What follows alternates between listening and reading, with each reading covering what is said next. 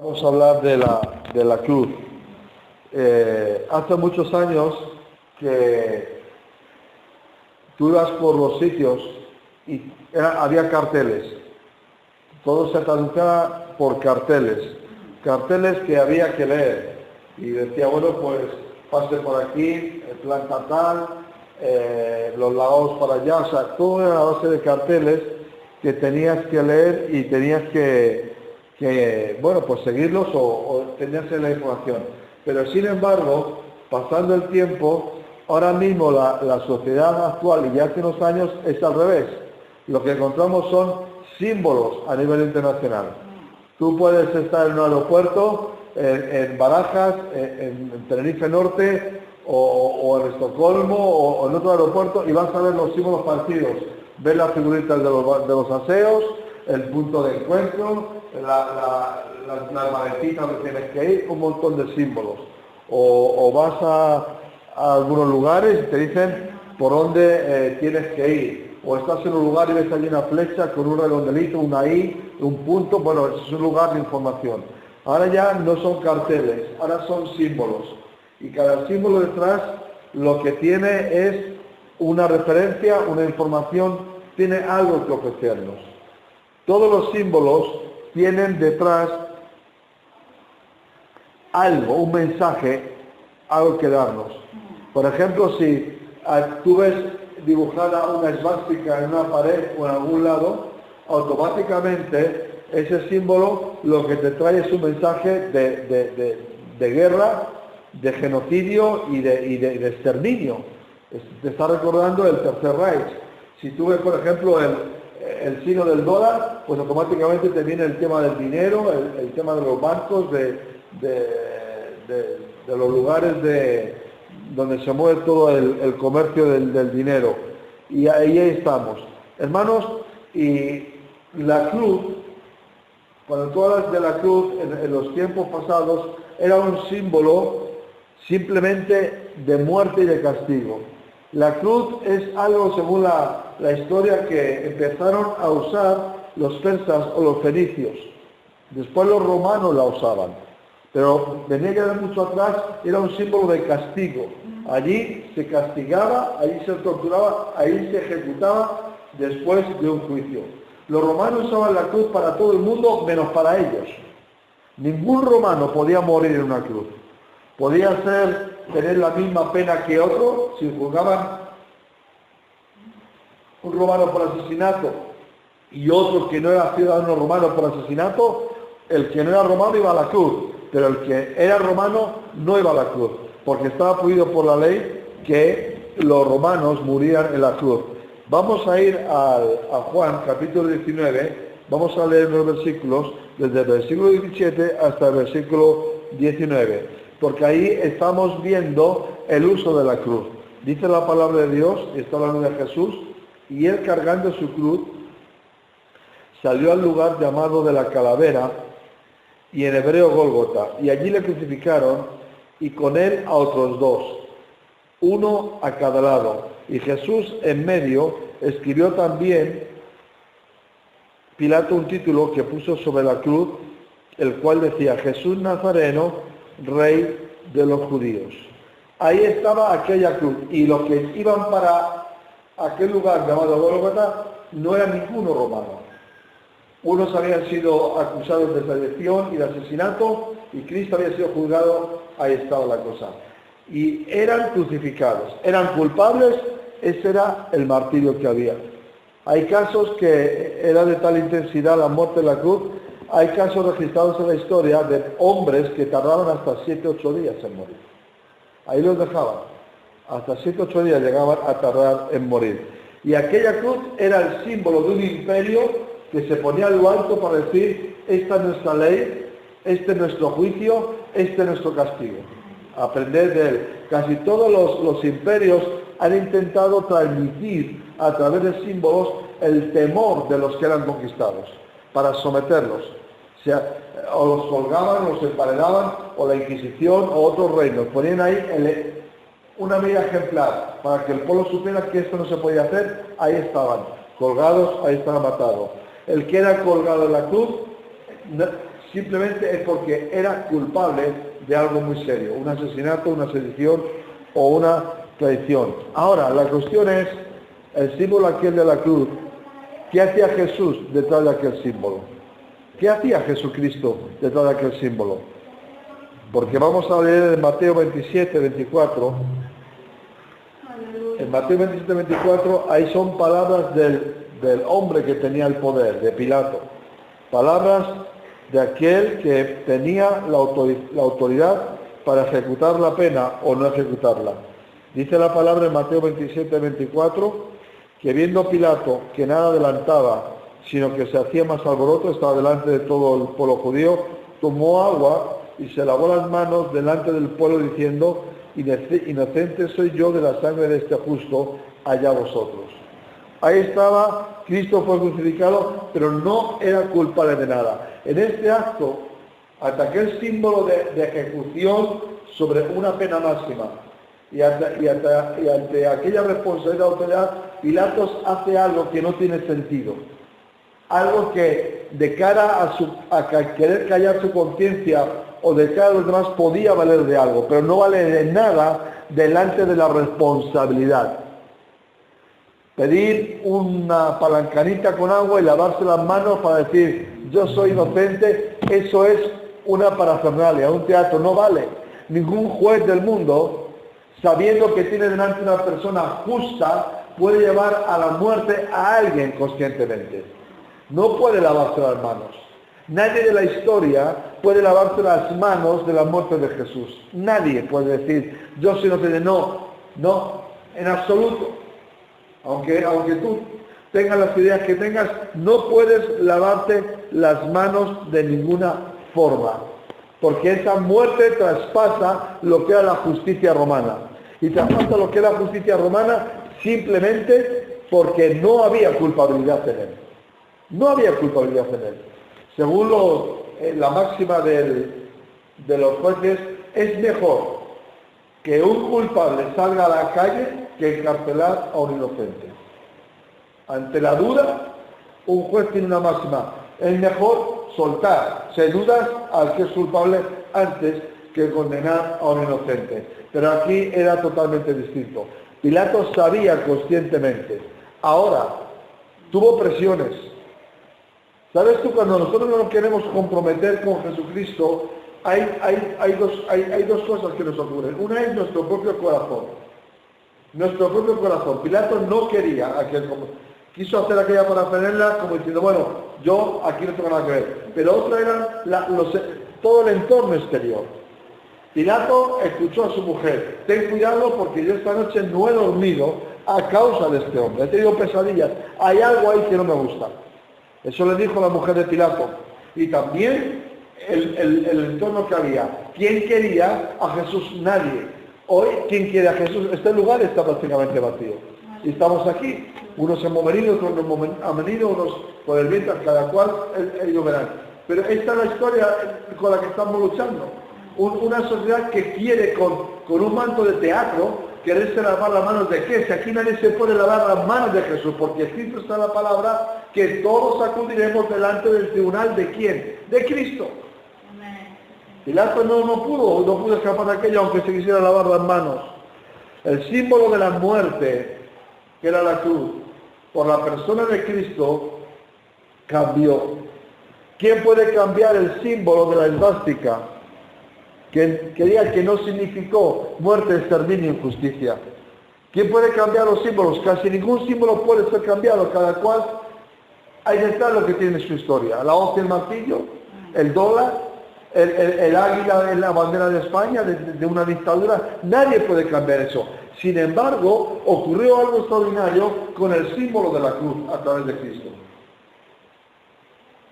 Aquel símbolo de muerte y de que eran desechados, porque hasta los crucificaban desnudos para que la gente se riera de aquellos reos, fue cambiado totalmente, porque el símbolo de la cruz cambió la muerte hacia la vida. Mira lo que dice Filipenses 2:8. Allí escribe está Pablo, y mira lo que dice el apóstol Pablo. Y estando en la condición de hombre, está hablando de Jesús, estando en esta condición que Él se puso voluntariamente, tú y yo somos hombres y mujeres, no porque lo hayamos decidido, sino porque hemos nacido así. Se humilló a sí mismo, haciéndose obediente, ¿hasta dónde? Hasta la muerte. ¿Y qué tipo de muerte? Y muerte de cruz. Una muerte violenta, una muerte que significaba que la gente decía de él, los que sillaban desde la parte de Israel, de Jerusalén, de los judíos, este es un traidor.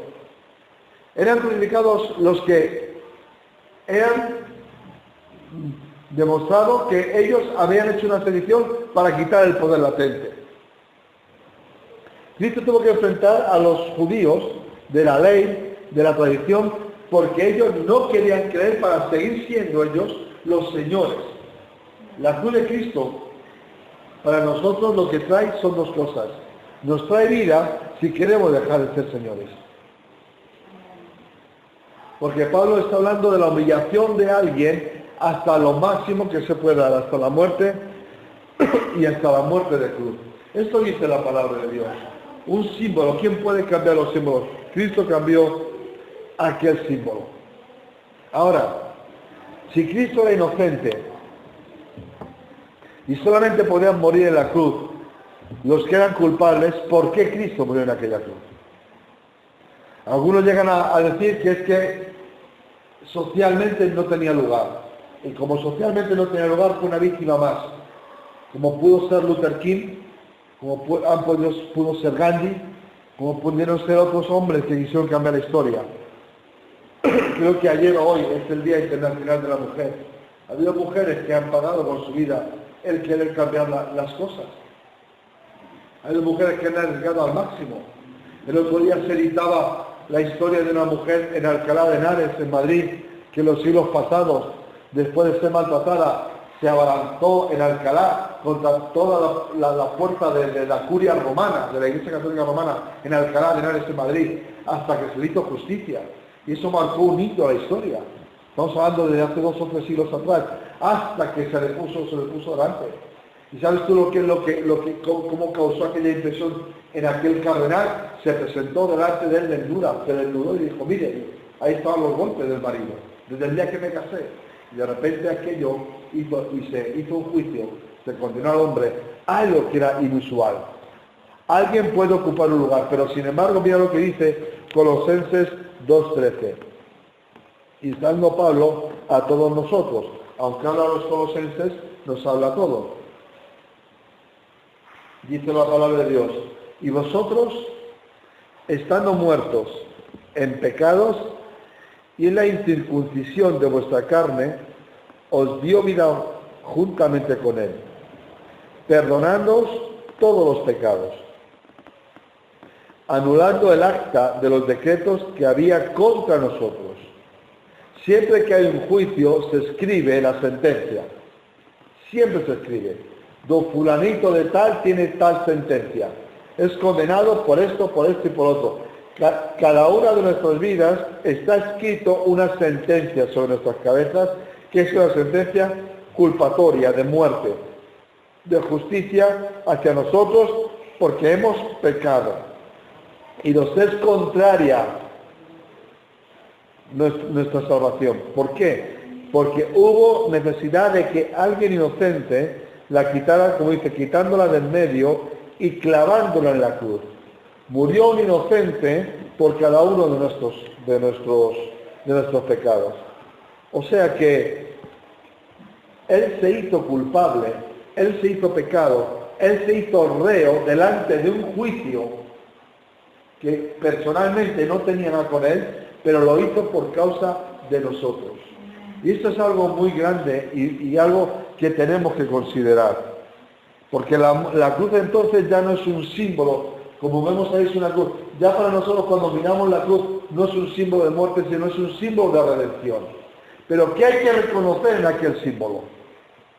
Lo que hay que reconocer en la cruz no es un símbolo de religión, No es el símbolo de una iglesia, no es el símbolo de un grupo que tiene una teología o que tiene unas costumbres o unos ritos eclesiásticos, no. Lo que hay ahí es que eso era muerte por causa de un delito grave.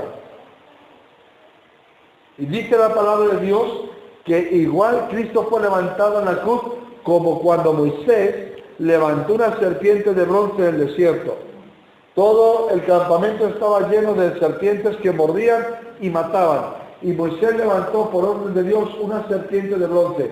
Y dice la palabra que cuando miraban aquella serpiente eran salvos de las serpientes físicas. Cuando Cristo, nosotros miramos a esa cruz y decimos, ahí tenía que estar yo, porque yo sí soy el que ha pecado. Eso no es un símbolo de una persona, es el símbolo de mi muerte y de mi culpa y de que está escrito.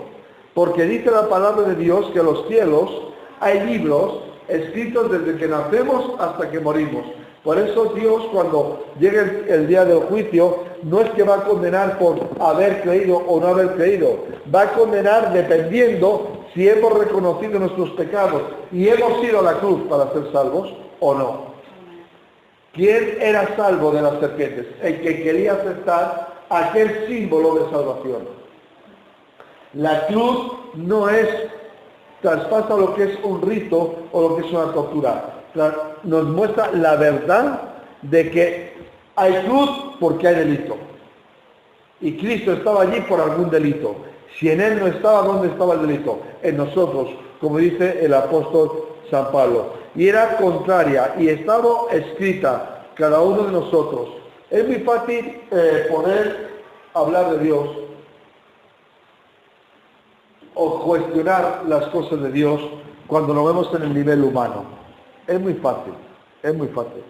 Muchos piensan que ser representante es algo muy fácil, pero tienen muchas complicaciones. Cuando alguien ve un deportista y tú ves lo que hace, te parece fácil. Los buenos deportistas hacen que parezca fácil lo que ellos hacen. O cuando tú ves un cuadro, te crees que es tan fácil coger un pincel y dibujar un bodegón o un retrato o un paisaje. Te crees que es tan fácil, pero no es tan fácil. Las cosas tienen su historia detrás. Y cuando nosotros estamos delante de Dios, no fue fácil aquello que ocurrió. No fue fácil. Porque cada uno de nosotros podemos pagar por nuestras consecuencias. Pero que alguien cargue y nos libere de eso, eso no fue fácil. Dice la palabra en Romanos 3:23. Por cuanto todos pecaron y están destituidos de la gloria de Dios.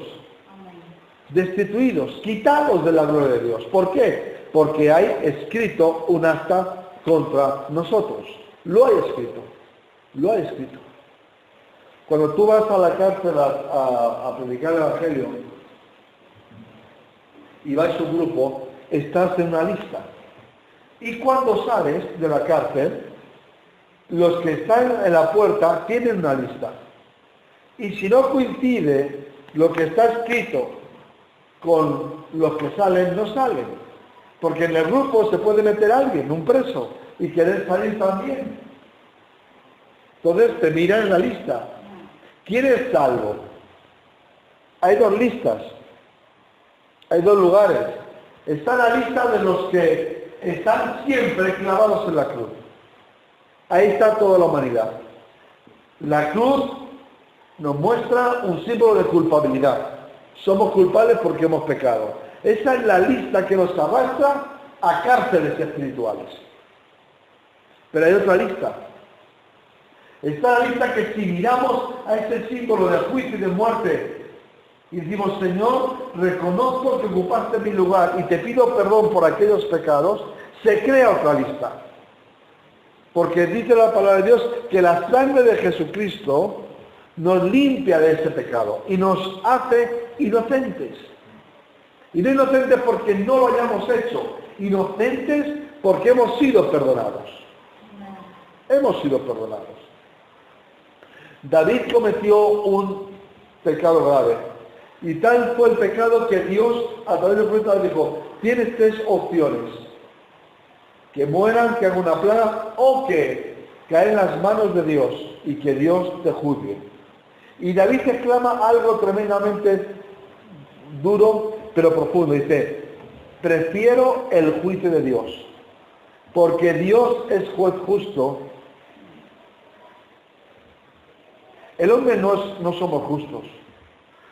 Es muy normal que cuando alguien haya hecho algo, a alguien en un momento se le escape y traiga aquello que pasó, aquello que hizo, aquello. Dios no es así. Dios, cuando nos perdona, dice la palabra de Dios, que Él echa en lo profundo del mar todos nuestros pecados. En lo profundo del mar. Si a ti se te cae algo en lo profundo del mar, solamente lo vas a tener si vas a buscarlo. Solamente. Si no vas a buscarlo, no lo tendrás. Solamente. Y Dios, a través de Cristo, ha echado los pecados de los que creen en la cruz, a través de la muerte de Cristo para su salvación, lo ha hecho de una manera. Ha dicho, yo no voy a buscar tus pecados, porque en aquella cruz ya fueron pagados. El símbolo de muerte para ti, que crees en Cristo como tu Salvador personal, viene a ser un símbolo de vida. Porque el justo moría por los injustos. Amén. Gloria al nombre del Señor. Aleluya. Nosotros tenemos este perdón. Dice el Evangelio de Juan, capítulo 3. Y es un versículos muy conocidos. Porque de tal manera amó Dios al mundo, que ha dado a su Hijo unigénito, para que todo aquel que en Él cree no se pierda, mas tenga vida eterna. Porque no envió Dios a su Hijo al mundo para condenar al mundo. Date cuenta cómo moría Cristo en la cruz, no condenando, sino ocupando nuestro lugar. No vino para condenar, vino para salvar, sino para que el mundo sea salvo por Él. Esto es lo que está escrito en la historia. Esto es lo que está escrito en los cielos. La salvación de Cristo para todos los hombres. Ahora, versículo 18. El que en Él cree no es condenado. Ahora, ¿qué debes de creer? Que tú tenías que haber muerto allí. Que yo tenía que haber muerto allí. No es condenado. Pero el que no cree, el que no, yo no he pecado, yo no tengo de qué arrepentirme, yo no tengo por qué seguir a Jesús. Pero el que no cree ya ha sido condenado. Dice la Biblia, porque no ha creído en el nombre del unigénito Hijo de Dios. Algunos piensan que ¿qué? ¿Por no creer en Jesús? No. No es por no creer en la persona de Cristo. Es porque no crees en el sacrificio de Cristo por ti. ¿Qué es distinto? ¿Ves la diferencia? ¿La veis? No es por no creer en la persona, sino no acepto que que mis pecados estuvieran ahí. Yo no tengo de qué arrepentirme. Y porque no tengo de qué arrepentirme, no creo en Él como Cordero de Dios, como el Salvador, como el que ocupó mi lugar. Entonces eso me condena. ¿Por qué? Porque está escrito nuestros pecados. Y nuestros pecados, si no salen de esta cruz por la sangre de Cristo y son echados en el mar, estarán detrás de nosotros después de la muerte, el día del juicio. No ha creído en el nombre del unigénito de Dios. Y esta es la condenación. Y aquí se resume como si fuera un juez. Que la luz vino al mundo. Y los hombres amaron más las tinieblas que la luz, porque sus obras eran malas. Una de las cosas que odian los ladrones es la luz. Es la luz. Es la luz. Normalmente, el que va a robar busca lugares oscuros, o que no se le vea, o se pone trajes negros o cosas. Hace poco en Arazo entraron de noche con pasamontañas negros y hubo un muerto. Entraron a robar de noche, a las 10:30 de la noche. Un padre, un hijo, y ahí hubo un tiroteo y ahí hubo un muerto. Aprovecharon la noche.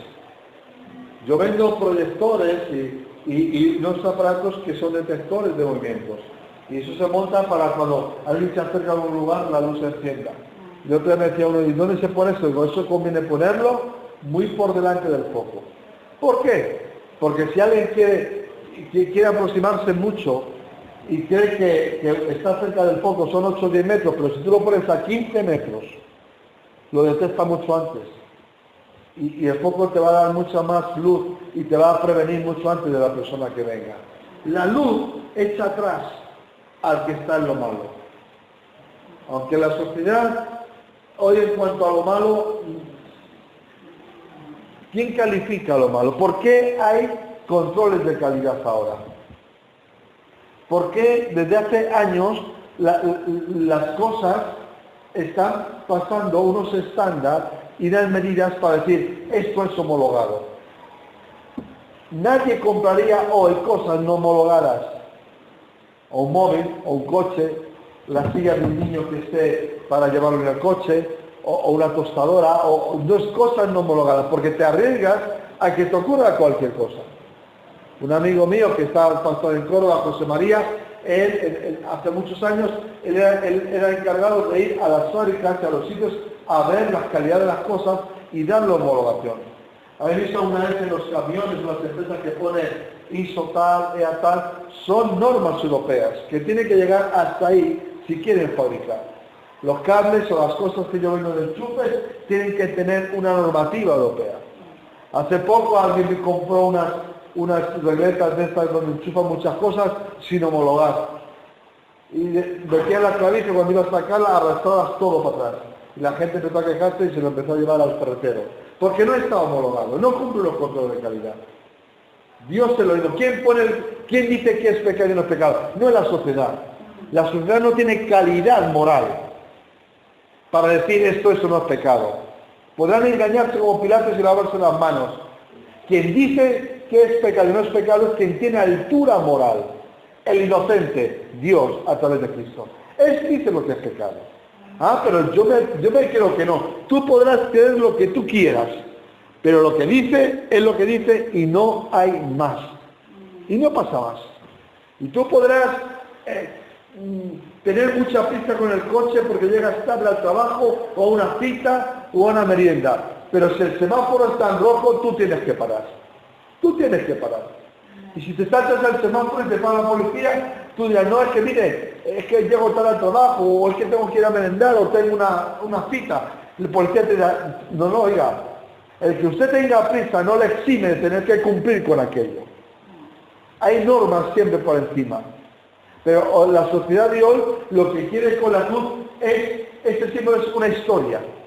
Algo ocurrió, un martirio romano, nada más. Porque ¿quién me dice a mí que yo he pecado? ¿Quién te lo dice? Dios. ¿Y quién es Dios? Dios es tu creador, es mi creador, el que moralmente y éticamente es perfecto. Y puede decirnos lo que es y lo que no es. Lo que es perfecto, realmente perfecto. En Inglaterra, en un museo, en Londres,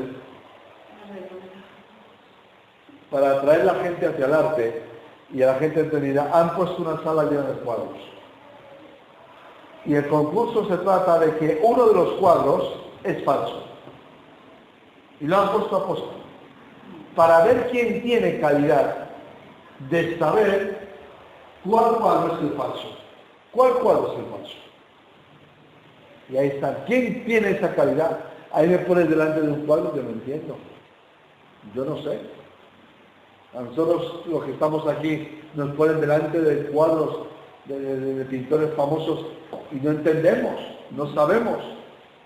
A mí me gusta el programa de las subastas y de comprar los contenedores, porque a veces que llevan objetos y de repente el otro llega y dice, mira, el otro día había un cañón y dice, mira, qué cañón, no era el cañón, era de las primeras metralletas que se inventó la guerra.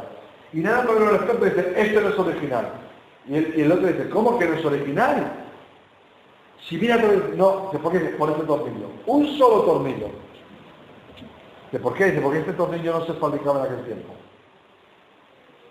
Este tornillo se empezó a fabricar 100 y pico años después. ¿Quién es capaz? No podemos decir nosotros que la cruz no es símbolo de nuestros pecados, porque no tenemos talla moral. ¿Por qué? Porque hemos amado más las tinieblas que la luz. Y en las tinieblas pocas cosas se pueden hacer.